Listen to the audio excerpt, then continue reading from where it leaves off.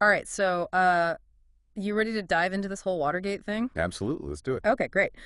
Looks like we've got some pretty fascinating sources here, podcast excerpts, profiles on like all the major players, really the whole nine yards. Yeah, should be interesting. Yeah, for sure. It seems like you're really interested in like how this seemingly small break-in, could basically blow up into this huge political crisis and bring down a president. Yeah, I mean, that's what's so fascinating about Watergate, right? It's like a case study in how unchecked power can go wrong and like how crucial a free press is. For sure, for sure. Okay, so like where do we even begin with this? It all starts with a break-in, right? But like how does it spiral out of control? Well, so we got to start with Nixon, right? He wins the presidency in 68, Hmm. but like it was a super close call. Oh, right. Yeah, I forgot about that. And it seems like that really messed with him, you know? Like he became convinced everyone was out to get him. His enemies were like everywhere. Yeah, that's gotta be a tough way to live. Always looking over your shoulder. Yeah, total paranoia mode. And Yeah. that kind of explains some of the choices he made. Makes sense. Okay, so how does this break-in fit into all of this? Okay, so Nixon's obsessed with winning re-election in 72, right?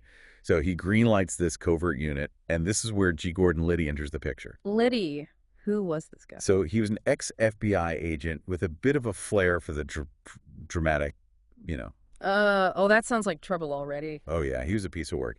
His initial plans for this whole operation, which he called Operation Gemstone, were absolutely wild. Hold on, wait, Operation Gemstone? Yeah. Seriously, like a bad spy movie or something? Yeah, right. But that was Liddy all over. He was like all about political warfare, Hmm. saw himself as this master strategist. I mean, we're talking about drugging and kidnapping anti-war activists, even setting up a brothel to like compromise Democratic officials. Whoa, okay, that's next level crazy. I'm guessing those ideas got shut down pretty fast. Oh, yeah, for sure. Thankfully, cooler heads prevailed. But, the main objective remained the same. They wanted dirt on the Democrats. Right. So that brings us to the Watergate break-in itself, right? The first one in May of 72. Exactly.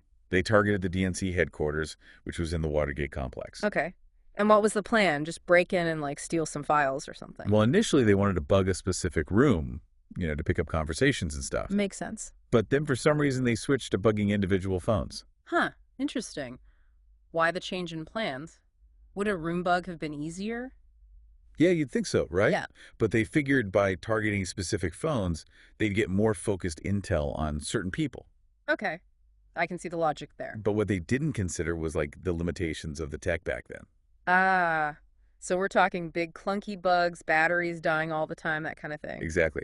Plus they ended up recording mostly boring office chatter, Mm-hmm. gossip, lunch orders, that kind of Say, stuff. huh? Oh, man. So not exactly the secret weapon they were hoping for. Nope. Total bust. A lot of risk for basically zero reward. Ouch. I bet that went over well with the people in charge. You can imagine. The pressure to deliver results went through the roof, especially from this guy, Jeb Magruder. Who is he again? He was Nixon's deputy campaign manager. Yeah. And he was like obsessed with getting photographic evidence, Ah. something concrete to use against the Democrats. Uh-huh. So they wanted something visual, not just audio recordings. Exactly. And that sets the stage for the second break-in. The one that everyone remembers, June 17th, 1972, same location, same players. But now the stakes are way higher. And I'm guessing things are about to go very, very wrong. Oh, yeah, big time. Ah. I mean, you won't believe this, but they used the same masking tape trick to prop open the doors like they did in the first break-in. Wait, they used masking tape? Seriously, that's their big plan. I know, right? It's almost comical. It's an amateur hour. But you know what? That little piece of tape ended up changing everything. Really? How so? Well, so this security guard, Frank Wills, he was on duty that night, and he was super meticulous. Oh, okay. He noticed the tape had been removed and put back, and that just seemed way too suspicious to him. Yeah, so he calls the cops, and well, from there, it all just goes downhill fast for Nixon and his crew. Okay, so we've got 5 guys caught red-handed inside the DNC headquarters.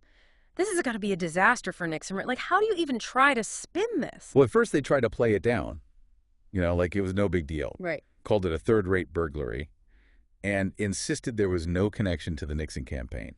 But come on, nobody's buying that, are they? Not for long, no. Especially when it comes out that one of the burglars, this guy James McCord, was ex-CIA and was actually working for the committee to re-elect the president. So much for no connection to the Nixon campaign. I bet the media jumped all over this. Oh, yeah, big time.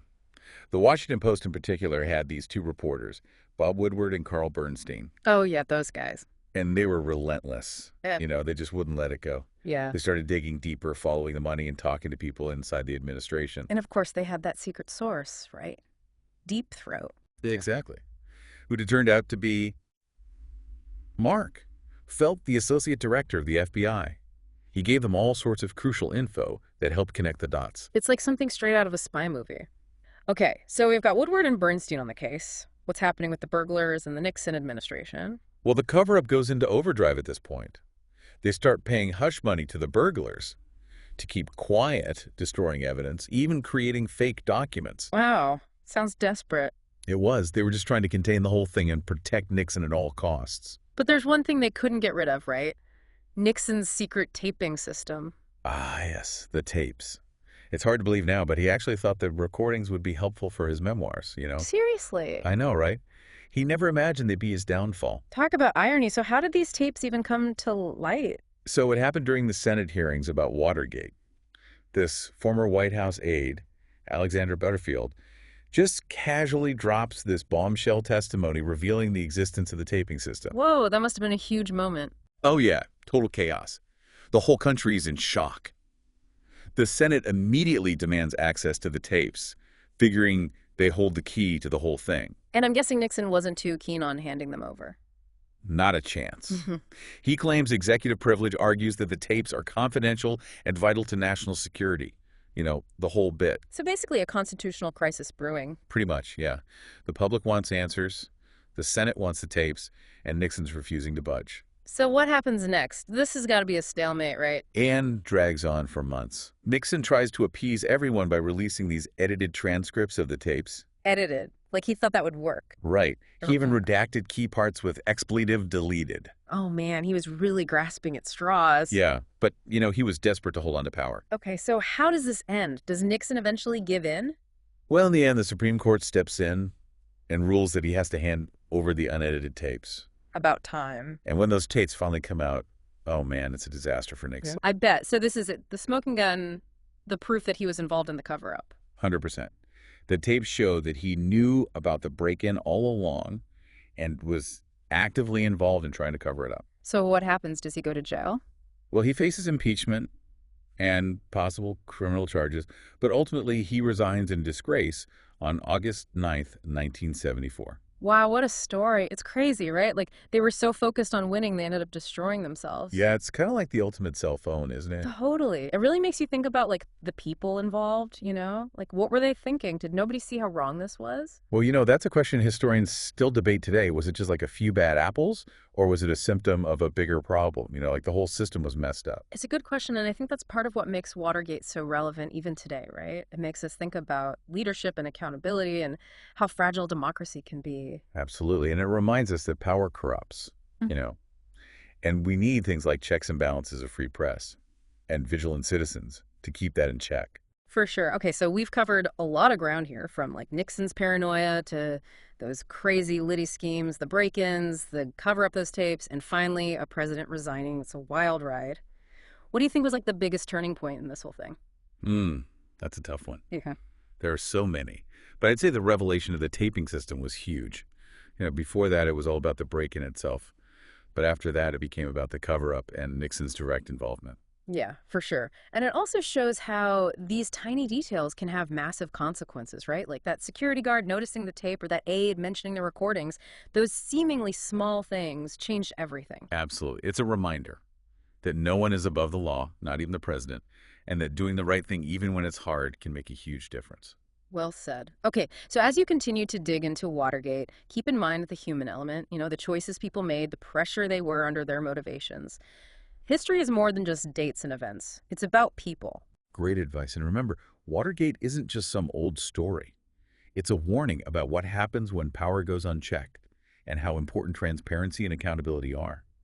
And it shows why a free press is so crucial to hold those in power accountable. Couldn't agree more. Well, folks, that's our deep dive into the Watergate scandal for today. It's a story that continues to resonate and remind us of the importance of vigilance and integrity in our leaders and in ourselves. Thanks for listening, and keep those questions coming.